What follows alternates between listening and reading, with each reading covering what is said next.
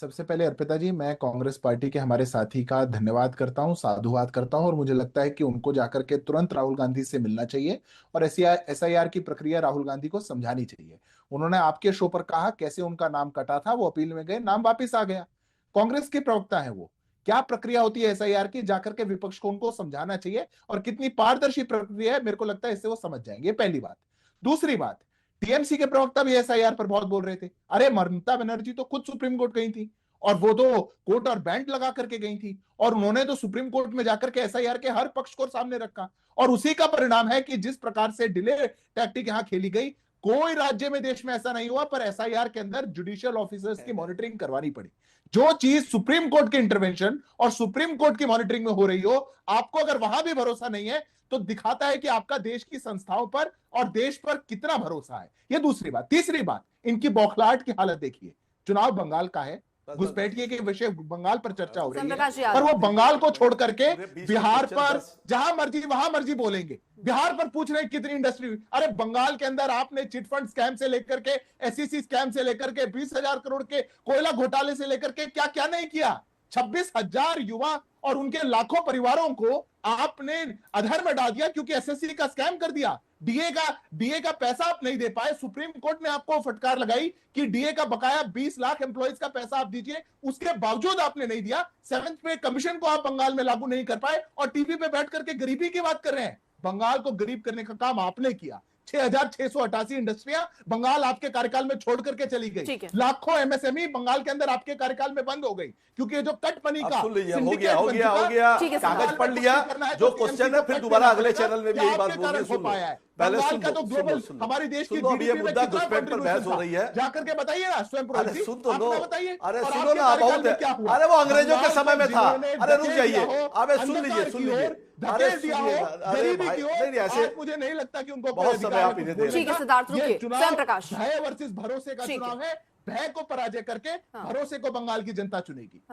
देखिए इन्होंने बहुत काम किया। मनमोहन सिंह 58 पर छोड़ के गए थे डॉलर को, और इन्होंने कितना कर दिया, 95 सेंचुरी होने वाली है। पिताजी तो चुनाव देश का हो रहा है या बंगाल का हो रहा है? कहां पहुंचा दिया है देश की साथ को, कहां पहुंचा दिया। चुप रहिए ना, देश की बात हो रही है, तुम मेरे पास देश संभाल रहे थे। देश संभला नहीं जा रहा है, और जहां पे आपकी सरकारें नहीं है वहां पे बुलडोज करते हो, वहां बुलडोज करके जीतने की कोशिश करते हो। बंगाल की जनता ने बार बार नकारा है। 2011-14 गिना दीजिए 15 साल की सरकार में हर चुनाव में हारे हो, हर चुनाव में हारे हो। हमें तो चुन रही है, तीसरी बार चुना है सरकार बनाने के लिए। ठीक है सिद्धार्थ, स्वयं प्रकाश जी, जैसा कि आप आरोप लगा रहे हैं, रुकिए स्वयं प्रकाश जी, ठीक है सुनिए। आप जिस तरह से आरोप लगा रहे हैं, एक सवाल मेरा ये है, आप जिस तरह आरोप लगा रहे हैं कि इन्होंने मुस्लिम मतदाताओं को टारगेट किया, आपके वोटरों को टारगेट किया, उन्हें एसआईआर की प्रक्रिया से हटा दिया क्या? महिलाओं वोटर नहीं है, वो नागरिक है पश्चिम बंगाल के। ठीक है, बंगला में नुकसान आप देखते हैं कि आपकी पार्टी, उससे आप देख रहे हैं कि आपकी पार्टी को नुकसान होगा। हमारी पार्टी का नुकसान और नफा हम सोचेंगे। अच्छा। आप मगर बंगाल को दखल करने के लिए मनमानी नहीं कर सकते हैं। अच्छा। उसके प्रतिवाद में हम खड़े हैं। ये नफा नुकसान सोच के कही हुई बात है। नहीं बताइए, ये सर कैसे पता कि जिनके वोट कटे हैं आपने? सर सुनिए, जब आप इतना बंगाल के बारे में बता रहे हैं, सुनिए सर स्वयं प्रकाश जी, जब आप इतना बंगाल के बारे में बता रहे हैं, तो आपने जो डेटा स्टडी किया, जिसमें आप ये कह रहे हैं कि बहुत सारे लोगों के नाम कट गए हैं, आपने मुसलमानों का जिक्र कर दिया, क्या आपने हिंदुओं के बारे में भी चेक किया कि सारे मुसलमानों के नाम कटे, उसमें हिंदू नहीं है एक भी? नहीं, हिंदुओं के कटे हैं ज्यादा, उनके कटे। मैंने महिलाओं का कहा, किसके महिलाओं का कहा, बंगाली महिलाओं का कटा है। मेरी खुद की पत्नी को अपील में जाना पड़ा क्योंकि उनके पिताजी का नाम दूसरा था। मैं ब्राह्मण, मेरी बात सुनिए, 1,33,00,000 लोगों को, सुन लीजिए आप सर, मैं कह रही हूँ आप इतने बढ़िया डेटा लेकर आए, मुझे लगा आपको सब पता होगा कितने हिंदुओं के वोट कटे हैं सर। और जब आपको ऐसा लग रहा है, सुनिए सर, आपको लग रहा है कि मुसलमानों के वोट कट गए, आप कह रहे हैं कि वो हमारा नफा नुकसान आप भाजपा के प्रवक्ता की तरह मत। बस यही तो मैं चर्चा में लाना चाहती थी, जो आप ले आए, ये आप चर्चा में ले आए और ये सफल हो गई।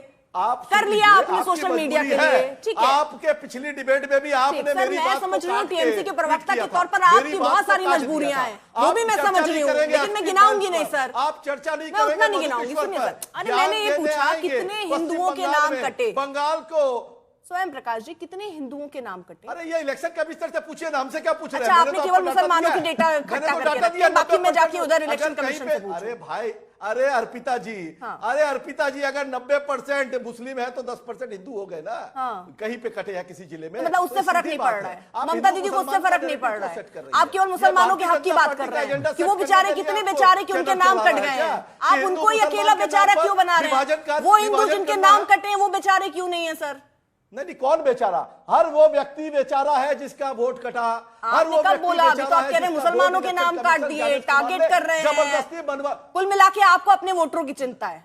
मथुआ समाज के लोग हिंदू नहीं है, मथुआ समाज के लोग हिंदू नहीं है, राजवंशी हिंदू नहीं है। अरे ये तो अब आप मुझे बता रहे हैं, लेकिन सर आपकी जो पूरी रणनीति है ना, आप कह रहे हैं ना नफा नुकसान, ये खेल ही नफा नुकसान का है। स्वयं प्रकाश जी, मेरा केवल मकसद यही था, आपने स्पष्ट कर दिया, आपने स्पष्ट कर दिया। आप जब जनता की बात करते हैं तो आपने खुद उसको बांट के रखा है दो दायरे में, हिंदू और मुसलमान।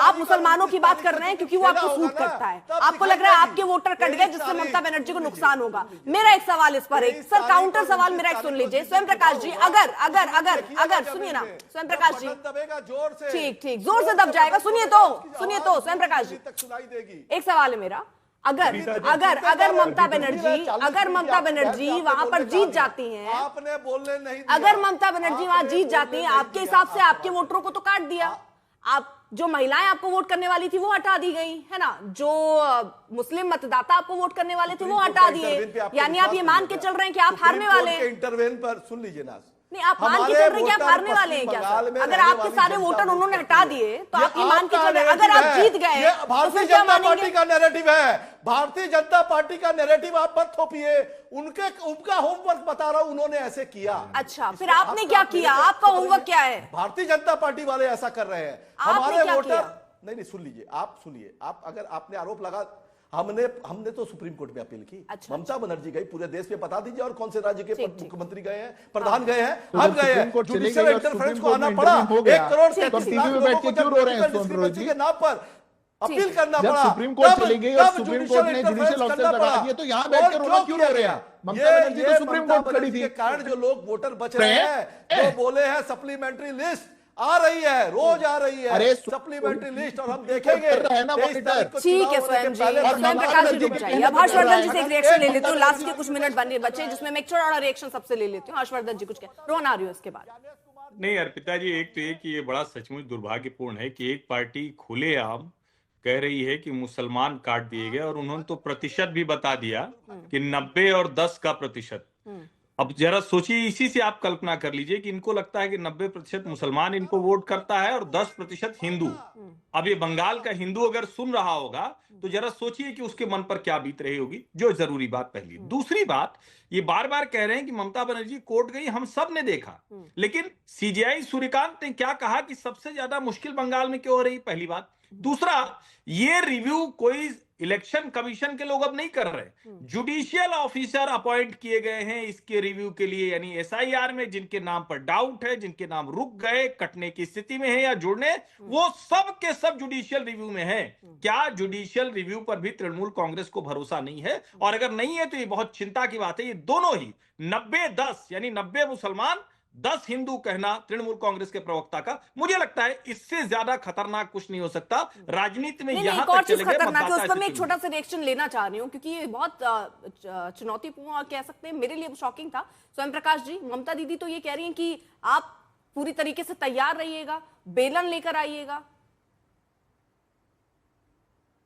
जरूरत पड़े तो बेलन लेकर आइए, मतलब मतदान करने जाए तो बेलन लेकर जाए, वोटरों पे गोली चलाइएगा।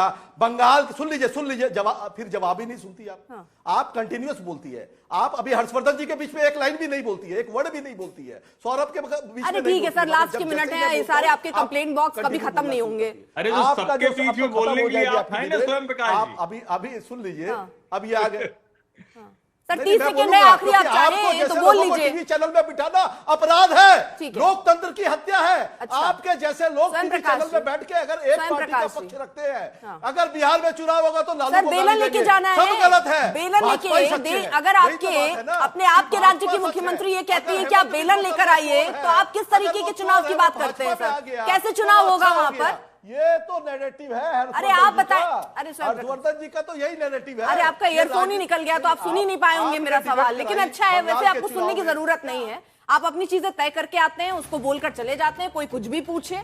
लेकिन ये वाकई चौंकाने वाला है जब अगर कोई राज्य की मुख्यमंत्री ये कहते हैं कि आप तैयार रहिएगा, जरूरत पड़े तो बेलन लेकर आइएगा। ऐसे में क्या रहेगा वहां पर चुनाव, ये भी देखना होगा।